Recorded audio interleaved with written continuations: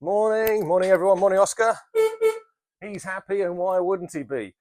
I've got a video for you that's about 8 minutes long. I hope you're going to enjoy it. It's going to be me standing just here with Oscar having a bit of a moan. So grab a coffee and a Kit Kat, sit down, and I hope you like it. So welcome to my latest video, which isn't about Oscar the Series 3. He's absolutely fine, touch wood, although I've probably just jinxed that now. I'm going to talk to you today about my Discovery 4 HSE. It's a 2016 model.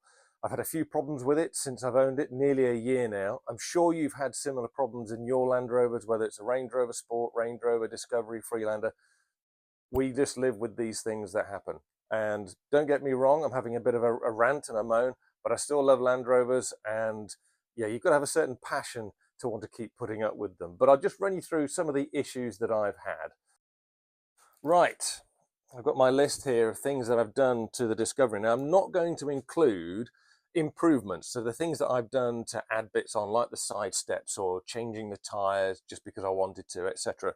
These are things that are running costs that basically problems that have arisen and service and maintenance. So in no particular order whatsoever of when I had these done, you've probably seen some of my videos, and I replaced the driver's door seal, the inner door seal on the body. That's because it was worn through, and I think there was a little bit of a draft coming in the winter. So that was about £75 posted, and that's a DIY fix. I had to replace the spare wheel winch underneath the car because they don't like being winched up without any weight on them, and I found out the hard way. So the mechanism inside jammed up, and that was that. Game over. Nothing you can do. They are a sealed unit. I know some people take them apart. I just couldn't be bothered, and that cost me £152 and a few hours work. It's a bit tricky to get at, but it was okay. In November, I had to have a cam belt service done. Now, that's the big one on a Discovery. It was due by time and mileage, of course. So that, and also at the same time as having the service, it needed new rear brakes, so discs and pads. That total cost was £1,885, and that's at my local independent Land Rover specialist called Farrier's Automotive. Now, they're Jaguar Land Rover specialists. They use genuine parts. I know they're not going to be the cheapest, but they're also not the most expensive. We all have our own places to go, and they've looked after me over the years. So a big thumbs up for those guys. If you're in Leicestershire, they're worth going to. They're based in Ratby. One of the issues I had was the heater not getting warm enough, and it's a common problem.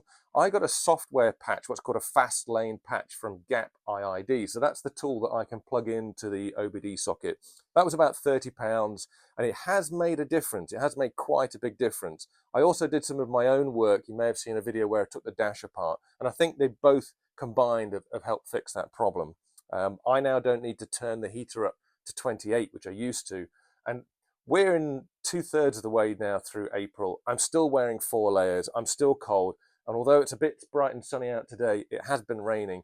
And a few days ago, we had so much hail that it built up into piles. So it's still pretty cold. And the heater is definitely much improved. Now, I went to France a couple of weeks ago, and 2 days before I was due to go, classic Land Rover thing, the car pinged up and said, oil service required. And I thought, well, that's weird. I'm sure it was only 4 months and only 4,000 miles since the previous service. So I rang Farrier's and they said, yep, we'll need to look at it. I expressed the fact that I was going to France in 2 days and I needed the car. They pushed a lot of things aside for me and they got me in. Apparently it had oil dilution, and that's what triggers the car to tell you that it needs a service quite often. So they had to do a full oil service on the vehicle, and they also did a whole load of diagnostics. It had also gone into limp mode, so limited performance mode, a couple of weeks ago as well. And so they looked into that. So they did a whole load of diagnostics, and they found that the secondary turbo CSO valve might have been sticking. So we replaced that. It's one of those jobs I didn't really want to do myself anyway. The cost of that service, another £850. And then the other day, after having a windscreen chip fixed for a tenner, that's a nice cheap one, I'd washed the car, I'd put my summer wheels back on, the doors had been open a lot. Land Rovers don't like that. And you might have seen in my latest video, I got the beep of death saying, beep, low battery, please start engine. Now, I've had this in all of my Land Rovers over the years, all my Range Rovers. They've all done it at some point. I don't know how old the battery is in the Discovery 4, but there's basically no other choice. You've got to replace the battery. So that battery's just arrived actually this morning. Next day delivery, very good service. And that's £155, which actually wasn't as bad as I thought it was going to be. I've gone for an Exide EK950. It's a 95 amp battery. It's got a cold cranking amps of 850, so it's just right for the car. It's an AGM battery as well, because it's a stop-start model. So fingers crossed, I've put that on charge in the garage for a day. We're then going to fit that. They're not lightweight. They weigh 25 kilos. So I'm not looking forward to that job, but it's a simple enough job. And then I've got to reset the BMS using the gap tool. So quite a few bits to pay for since I've had the car that I didn't really want to pay for. Servicing, etc., I've got no problem with. The oil service I had before I went to France, I could have lived without. But I didn't want to find out that the engine was going to blow up or something daft. The trip to France was uneventful other than the horrendous weather, and halfway down the péage routes, all my TPMS went off, and it basically said that 2 of the 4 wheels couldn't be detected. So pulled over, checked the pressures, everything's fine. Long story short, the sensors in the wheels, because they were from eBay and they weren't genuine, they're crap. And having swapped the wheels over now for my genuine Defender alloys with the 20-inch tyres, it's all working absolutely fine. So at some point, I've got to replace those sensors. It was an MOT failure point, but they let me off because they knew that it was probably the wheels and I was going to switch them over anyway. We got that sorted and it passed the MOT. So there you go. There's a roundup of D4 costs. I mean, we're probably looking at close to £2.5 grand. In just general maintenance, keeping it going, improving things. Nothing major has blown up, and for God's sake, where's a piece of wood? Up here.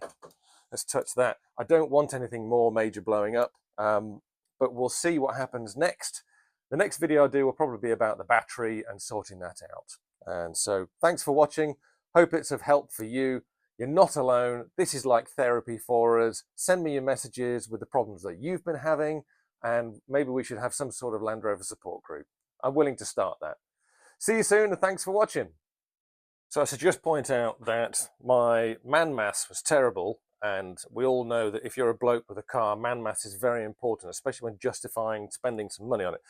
But totting up those maintenance bills is actually very close to £3,000, give or take £10.